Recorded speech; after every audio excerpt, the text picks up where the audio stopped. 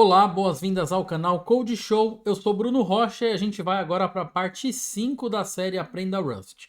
Antes de começar, quero te pedir já para você deixar seu like, deixar seu comentário, se inscrever no canal e compartilhar, por favor. Então, o tema de hoje é texto, tá? A gente vai falar das diversas formas que a gente pode trabalhar com texto, ou seja, com strings em Rust. Tem alguns detalhes aí que são bastante importantes e que às vezes a maior parte das pessoas acaba se confundindo, então vamos tentar desmistificar essa parte de texto em Rust. Então, vamos lá para o conteúdo.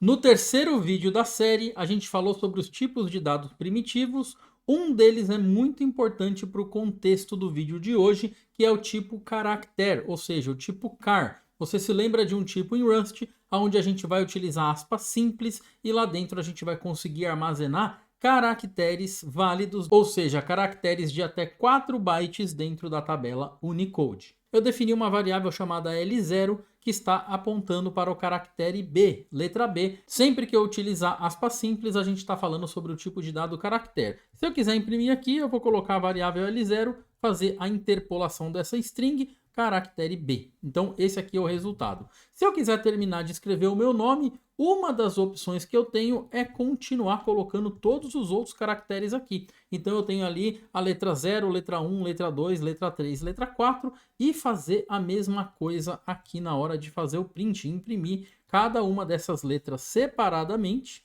Então agora se eu executar com Alt O, aqui embaixo eu vou ter cada uma dessas letras porque elas foram concatenadas dentro do print. E se a gente quiser juntar tudo isso para formar palavras ou frases, a gente tem que fazer um processo de concatenação, de juntar uma coisa na outra. Então quando a gente está falando de strings, a gente está falando da possibilidade de juntar caracteres um com o outro para criar uma corda. Se a gente traduzir na tradução literal, string significa corda, ou a gente pode dizer que é uma corrente de símbolos e letras. Isso daqui, é claro, que tem maneiras mais fáceis de fazer, né? Se eu quiser imprimir meu nome na tela, eu não preciso criar todas essas 5 variáveis, cada um para uma letra, para que eu seja capaz de imprimir Bruno. A linguagem de programação oferece para a gente abstrações que fazem com que a nossa vida seja mais fácil e com tipos abstraídos a gente consegue escrever o texto de uma maneira linear, de uma maneira direta, sem precisar colocar letra a letra, byte a byte. É por isso que a gente prefere trabalhar com as strings do que sair imprimindo byte a byte. Mas se você trabalhar com mais baixo nível ainda,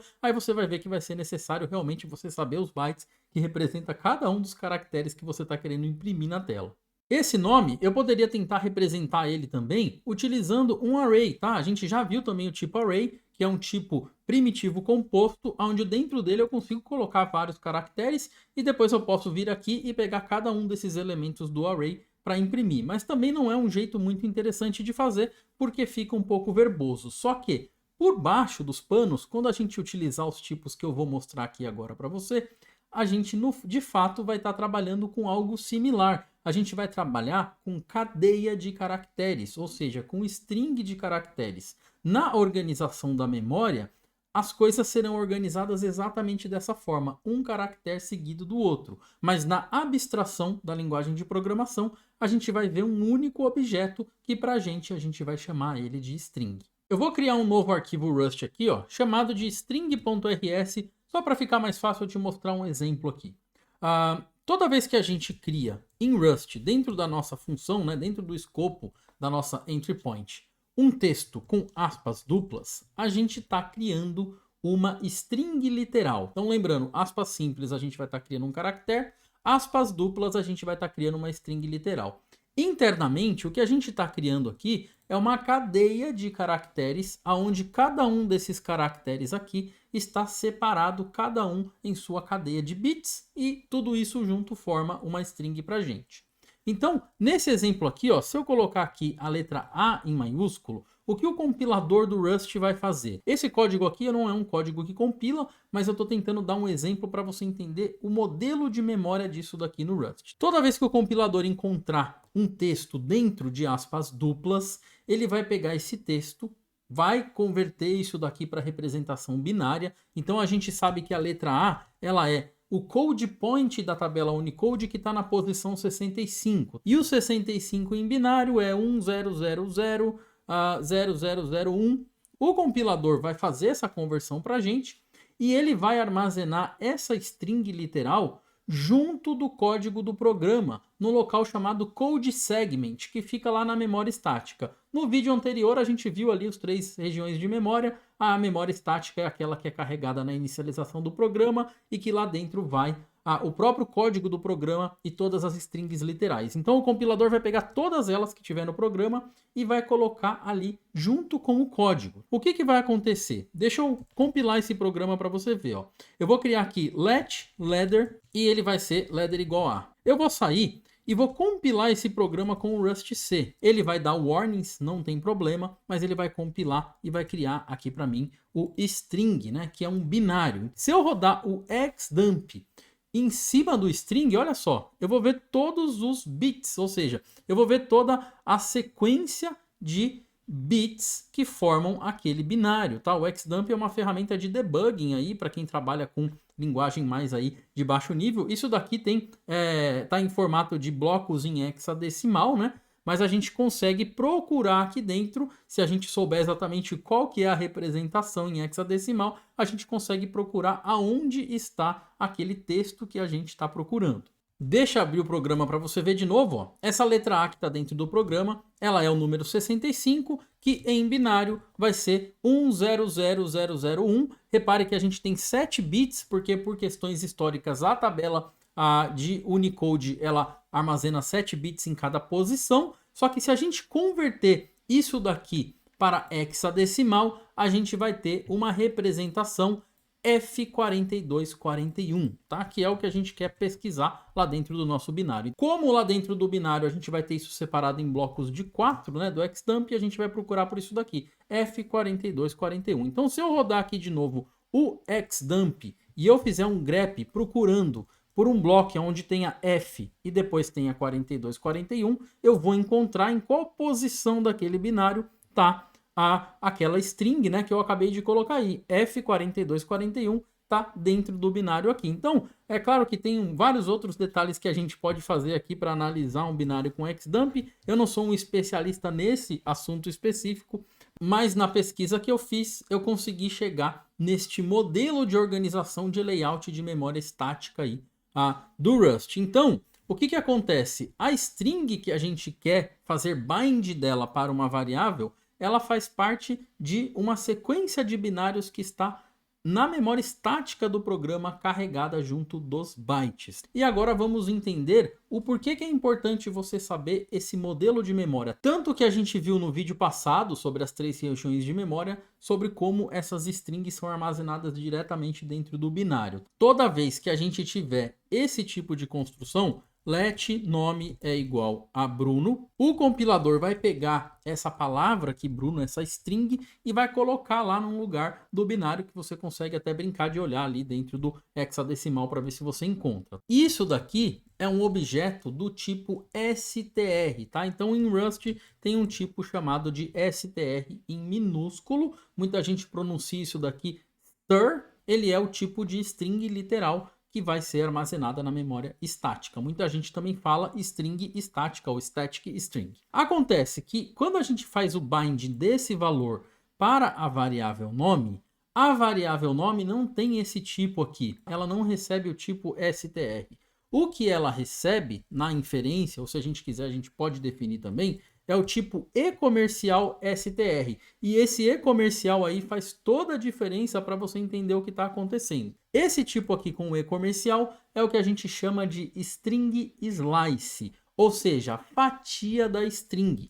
O string slice vai ser o termo mais utilizado para referenciar esse tipo. Você também vai ter gente chamando isso daqui de string reference, porque é isso que ele é. Ele é uma referência para uma porção de texto que está armazenada lá junto do binário, junto da memória estática. Por que a gente não consegue utilizar o str direto? Porque o str direto ele não tem um tamanho fixo. Lembra que a gente fez o xdump e apareceu todos aqueles bytes ali desordenados. A gente não sabe aonde começa nem aonde termina. O str é apenas um tipo abstrato para colocar esse valor ali. A gente precisa ter uma referência, porque a referência ela vai ser um pointer. Esse pointer aqui, essa referência, ele vai armazenar lá no layout de memória algumas informações. Uma delas vai ser qual que é o início daquela string. Então, a variável nome, na verdade, ela contém uma referência para o local aonde esse texto começa, onde está ali a letra B. E além dessa referência, ela contém o tamanho para ela conseguir chegar até o final. E isso daqui é o que a gente chama de string slice, mas você vai ouvir simplesmente str. No dia a dia, enquanto você estiver programando em Rust, a gente vai falar que a gente vai estar trabalhando com uma str ou uma str reference. Portanto, esse texto aqui, que está entre aspas duplas, ele nunca vai ser desalocado da memória, porque ele está na memória estática, ele faz parte do próprio programa. Não é preciso desalocar. Quando o programa terminar, parar de ser executado, aquela memória toda vai ser limpa e esse texto, junto com todos os outros estáticos, vão embora. Já a variável nome, que é uma referência apontando para esse texto, ela vai ser desalocada normalmente, porque essa variável nome ela está alocada na stack frame, ou seja, na stack da função main. Então lá na função main tem uma pilha, né, a stack. Quando a função main é executada, é colocado no topo dessa pilha um frame. Dentro desse frame vai ter o nome e dentro desse nome vai ter esse pointer. E esse pointer vai apontar ali para essa porção, para essa fatia de texto estático que a gente consegue utilizar durante o programa. E esse foi o primeiro tipo de string, o ESTR, ou vamos chamar somente de STR, mas vamos falar de um outro caso, tá? O outro caso é quando a gente não sabe de antemão qual é o tamanho do texto que a gente vai trabalhar. E acho que é a maior parte dos casos, né? Imagina um programa onde você acessa uma API, faz uma consulta no banco de dados, lê um arquivo de texto que está aí no seu HD, ou então pede para o usuário digitar alguma coisa no terminal. A gente não sabe quantas letras esse usuário vai digitar. Então eu posso criar uma string aqui, ó, let s, tá? E eu quero pegar uma quantidade indefinida de caracteres. Eu não posso criar uma string literal vazia, por quê? A string literal vazia é uma referência para esse espaço vazio, né, de texto, e ele é imutável. Eu não consigo alterar esse valor. Eu preciso colocar aqui um tipo que seja mutável e um tipo que possa crescer dinamicamente. E para que algo possa ter tamanho dinâmico, isso precisa estar alocado na memória heap. Então, a gente vai ter que usar um tipo que a gente pode chamar ele de heap string, a gente pode chamar ele de string dinâmica, ou simplesmente de string. Toda vez que você ouvir a palavra string em Rust, a gente está falando dessa string, tá? A diferença é sutil, mas string é a string dinâmica e str ou string slice é aquela string que eu falei primeiro. Então, string com o S maiúsculo no começo é a string que, através do sistema de tipos, quando a gente definir, o Rust vai saber que a gente está querendo alocar isso na memória heap, e quando a gente alocar isso na memória heap, ele vai inicializar esse objeto na memória heap com uma capacidade inicial, mas como a heap é uma memória dinâmica, a gente vai ter a possibilidade de aumentar de tamanho. Como é que a gente cria essa string? A gente inicializa ela com o próprio tipo string, chama um método estático que está lá dentro, a gente coloca 2 vezes 2 pontos, e esse método estático é o new. O objeto criado a partir da string, ele tem métodos, como por exemplo o push. Então aqui eu consigo chamar o push, e o push vai colocar cada um dos caracteres lá dentro encadeados para formar a nossa string final, tá? E aí, finalmente, eu posso imprimir e chego naquele resultado lá, que é o resultado de imprimir o meu nome. Só que agora, ao invés de eu criar um array ou de eu criar uma variável para cada um desses elementos, eu crio uma string vazia e vou colocando esses elementos dinamicamente lá dentro. Então, aqui a gente consegue criar condicionais, ler a partir de banco de dados e assim por diante. Uma outra coisa que eu posso fazer é utilizar um método chamado pushstr. Ou seja, eu consigo pegar um string slice, que é a string que tem aspas duplas, e dizer, ó, empurra isso para dentro da string. Ele vai colocar isso aqui dentro da string e eu consigo fazer isso várias vezes. Então é uma maneira da gente sair criando as strings dinamicamente. A gente vai ter aqui o resultado que vai ser o meu nome impresso com o espaço ali no meio. Então, para fazer esse tipo de manipulação dinamicamente, o objeto tem que estar na heap. No caso da string, tem que ser a string em maiúsculo. Criar strings dinâmicas alocadas na heap é uma tarefa bastante comum, a gente quase sempre vai fazer isso. Então tem alguns outros atalhos para a gente não ter que criar ela vazia e depois ir utilizando. Então, o jeito mais comum que você vai ver é quando a gente cria a string, normalmente, como eu faço aqui, ó, Bruno. Então a gente já aprendeu que isso daqui é uma string reference, ou seja, uma string slice. Só que aí a gente chama um método chamado toString.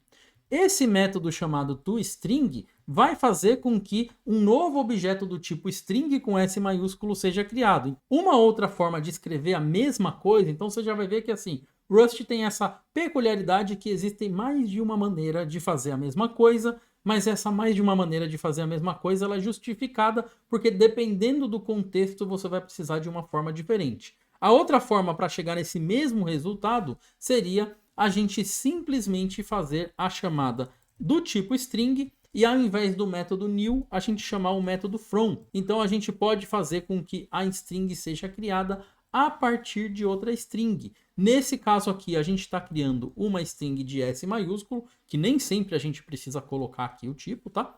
E a gente está criando ela a partir de uma string slice que está na memória estática. Então agora, se eu executar, o resultado vai ser o mesmo. Eu tenho aqui Bruno impresso. Uma string, na verdade, ela é uma sequência, ela é um container com uma coleção de caracteres enfileirados para formar essa corda de texto, né? Então, se a gente tiver caracteres dentro de um array como esse, a gente consegue também criar uma string, utilizando o método fromIter, que é a partir de um objeto iterável. Então, eu consigo fazer que S seja uma string, fromIter, mais um método dentro do tipo string, vai receber um iterável, nesse caso é um array, mas em Rust existem outros objetos iteráveis, e nesse caso aqui eu posso executar, o resultado é o mesmo, eu tenho aqui Bruno impresso na tela. E só para te dar mais um exemplo, tá? Se eu vou dar todos aqui, a gente vai ficar um vídeo eterno, porque tem muitas formas de chegar nesse resultado, mas um outro bastante utilizado é através de coerção explícita. O que é coerção explícita? Eu posso dizer que eu quero criar um S, essa variável S, e que ela vai ser do tipo string. E aí aqui eu coloco um tipo qualquer. Qualquer tipo que possa ser convertido, que implemente a trait from into para string, a gente vai conseguir utilizar. Então, nesse caso aqui, eu crio o meu objeto com uma string literal e eu chamo simplesmente o ponto into. O que ele está querendo dizer é o seguinte, que a partir do momento que esse objeto aqui é criado, dentro dele a gente chama o método into.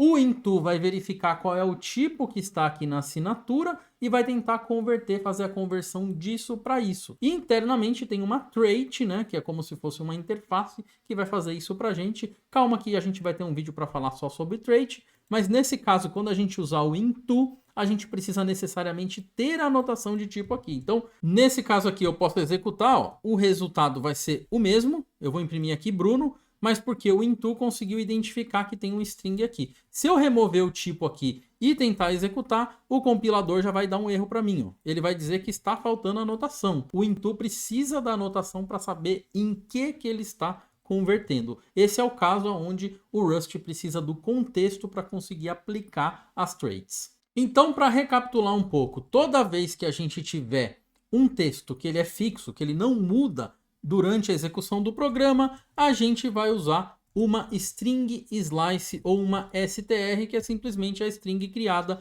utilizando aspas duplas. Toda vez que existir a possibilidade de a gente precisar alterar esse texto, iniciar ele vazio e depois crescer dinamicamente, a gente vai utilizar o tipo string com S maiúsculo e a gente vai poder criar ele, por exemplo, a partir de uma string literal. E aí também vai funcionar da mesma forma, com a diferença que agora eu consigo transformar esse objeto em mutável e fazer push de novos pedaços de texto para dentro dele. Mas este não é o único motivo para a gente utilizar esse valor aqui que está na heap. Os valores que estão na heap, eles são sujeitos a ownership. Então a gente também vai chamar esse tipo de string de string owned. Eu sei que agora pode ser que isso não faça sentido para você. A gente vai ter um vídeo depois aqui na série explicando o que é ownership, para você entender qual seria a motivação para criar uma string owned e aonde que tem vantagem nisso. Mas por enquanto o que você precisa saber é que também existe a possibilidade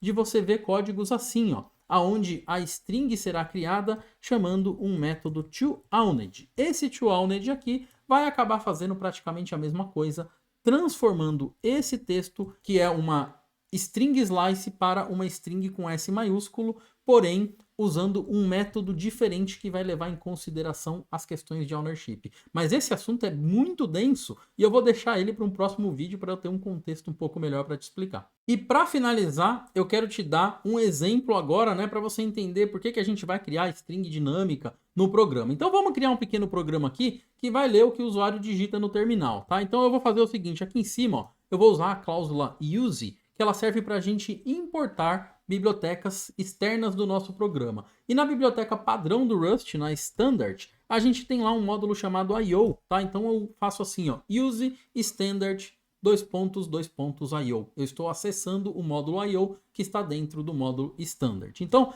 dentro do IO, a gente tem ferramentas para a gente interagir com o terminal, com o Standard Input e Standard Output. Então, o que eu vou fazer aqui? Eu vou criar uma nova string mutável, e essa string vai começar vazia. Qual que é o meu objetivo nesse programa? É fazer com que o usuário digite no terminal. Então eu vou pedir para ele digite um texto e o usuário vai digitar esse texto aqui no terminal e a gente vai pegar o texto que o usuário digitou e vai fazer o push, vai colocar esse texto dentro dessa string, porque essa string está na heap, ela é dinâmica e a gente consegue colocar a quantidade de caracteres que a gente precisar. Quando o programa executar, ele já vai estar compilado e nesse momento a gente não sabe quantos caracteres, se vai ser 1 ou 5.000. E esse tipo de string consegue armazenar essa informação. E para ler o terminal, dentro da biblioteca IO, a gente vai chamar uma função chamada stdin, tá? Então, stdin, ela vai retornar para a gente um objeto do tipo stdin. Dentro desse objeto tem um método chamado readline. Então, eu vou ler uma linha que o usuário digitar. Para o readline, eu tenho que passar uma string mutável para que o readline consiga pegar o texto digitado do terminal e incluir dentro da minha string. Então eu passo emut s. Mais uma vez, aqui a gente está usando o e comercial porque a gente está passando uma referência mutável. Mais para frente, na parte de ownership, isso daqui vai ficar mais claro. Se por acaso não for possível ler o standard input, estiver bloqueado ou a gente tiver algum problema, isso aqui pode dar erro. Em Rust, os erros são tratados através dos tipos que são retornados nesses métodos. E esse método aqui, ele retorna um tipo chamado de result, que pode conter um valor ou pode conter um erro. Então, para tratar isso, existem várias maneiras. Também vai ter um vídeo aqui para falar sobre isso, mas por enquanto você precisa saber que a gente tem um método chamado expect, que se der erro, essa é a mensagem que vai para o terminal. Então, vai estar aqui, ó, error reading console. Então, com isso daqui, a gente já consegue ler o que o usuário digitar no terminal. O meu último passo vai ser colocar aqui um println e dizer para ele, olha, você digitou e o texto que foi digitado, que vai ser a nossa string ali em cima. Então, é um programa bem simples, né? Um programa bastante inútil por enquanto, mas depois ele vai servir de base para outras coisas que a gente vai fazer aqui. E aqui a gente está vendo qual é o motivo de utilizar uma string com S maiúsculo, uma string dinâmica. O motivo de utilizar ela é que a gente consegue ler caracteres indefinidos de qualquer fonte externa e aumentar o tamanho desse texto dinamicamente. E o segundo motivo é a questão de ownership, que eu vou deixar para o próximo vídeo. Mas com esse programa aqui, e agora eu tenho um prompt pedindo para eu digitar. Eu posso digitar Bruno, ele vai dizer que eu digitei Bruno. Se eu rodar de novo, eu posso digitar Bruno Rocha e ele vai dizer que eu digitei Bruno Rocha. Então, essa string agora tem tamanho dinâmico alocado na heap e eu espero que esse vídeo aqui tenha ficado claro para você que Em Rust, a gente tem caracteres em aspas simples que representam apenas uma única posição na tabela Unicode. A gente tem strings literais, que é quando a gente junta os textos com aspas simples. Isso daqui é armazenado lá junto do binário do programa e por isso a gente precisa de uma referência quando a gente vai acessar, para que na referência a gente saiba o tamanho exato daquela porção de bytes que a gente vai ler. E que toda vez que a gente precisar de alguma coisa dinâmica, o que a gente precisa, na verdade, é uma string com S maiúsculo. Então é isso. Por hoje é só. Eu espero que tenha ficado claro nesse vídeo as diferenças entre as strings em Rust. Daqui para frente, a gente vai usar bastante esses conceitos e eu te vejo na próxima semana. Muito obrigado!